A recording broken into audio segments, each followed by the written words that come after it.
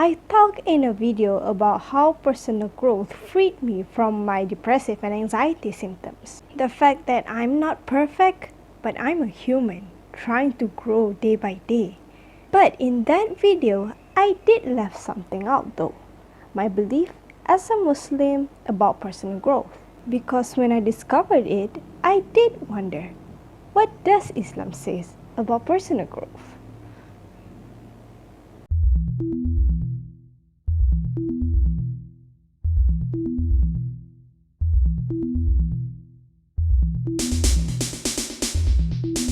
You see, during my discovery, the ultimate win for me is when I found out about Islamic figures talking about personal growth, like Mufti Menk, Yasmin Mujahid, Aida Azlin, Way of Life SQ, among the others. This is what I believe every Muslim need right now, but is lacking so much.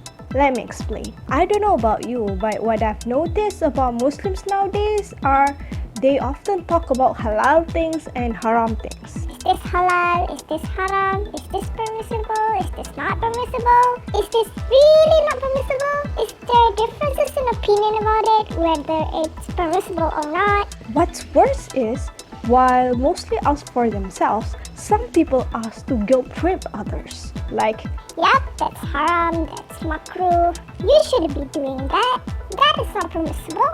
and for those who ask for themselves, they keep asking over and over the same question in the hope of getting different answer. For example, is shisha haram? When the scholars say yes, they go to another scholar. Is shisha haram? And to another. Is shisha haram? It's like they won't accept the answer that it's haram. Or at least they won't accept that the majority of scholars have the opinion that it's haram. Or if they do accept it, then they would fall into another extreme, meaning falling into this pit of despair, thinking that they've sinned and Allah won't forgive, and then they're going to hell. You see, discussions like this will make things appear black and white. As a result, some people guilt trip us merely because of our actions. Some people will try to distort the truth, like the example of shisha trying to ask if it's not haram, or will feel despair, a lot of despair, if they do certain impermissible action. This is why personal growth is so important in Islam. It's not about how wrong or how right you are. It's about what you're doing in order for you to keep improving yourself. You know, those people that I've mentioned that I've discovered, they don't engage heavily in or stress aggressively about the rulings. Nor do they engage in trivial things like how many angels are in the sky, how many days we have before the judgment day, or how many Sahaba were there, the actual number. Instead, they focus on you as humans. You, as a human, are very amazing, with very amazing potentials. When you slip up, no matter how dark it might be, there will always be that light in your heart that will guide you into the right path. I'm not saying discussing about halal and haram things or discussing trivial things in Islam is not important. It is important, but we just have different priorities now. Humans are not perfect. You are not perfect.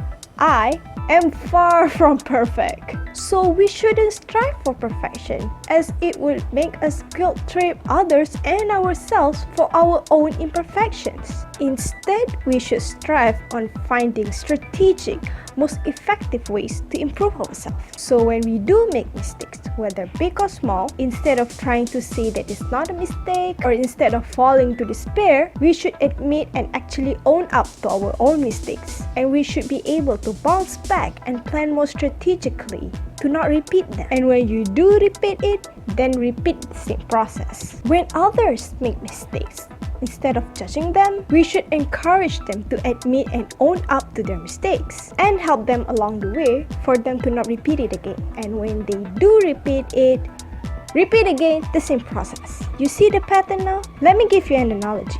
I think now it is a well-known fact that the toilet, despite receiving the dirtiest and nastiest things ever every day, I'm talking about poo, if you haven't catch on yet. Toilets are actually not at the top of the list of the dirtiest thing in the world. Instead, there are things that we use daily that never seem to be dirty that actually tops the list, like your phone and your keyboard that you land in your hand every day. Why? Because regardless of how much dirt is dumped onto these things, they stay clean if they are washed regularly. Despite toilets constantly receiving our dump, they are being cleaned regularly many times compared to your phone and your keyboard. That's why they're cleaner. See, everything will get dirty. You cannot avoid things from getting dirty at all. So the cleanliness of the stuff is not determined by how little it gets dirty, but it is determined by how much it's been washed regularly, repeatedly. The same goes to us. The key is, after mistakes, ask forgiveness from Allah, forgive yourself, and move on. And then repeat, and repeat.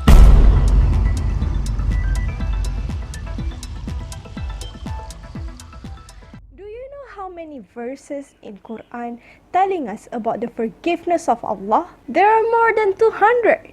And to ask forgiveness from Allah is special because it's not like asking forgiveness from humans. Unlike when you ask forgiveness from Allah, it's not like Allah suddenly will reveal to you, you are forgiven, right? So it seems a bit ambiguous, right?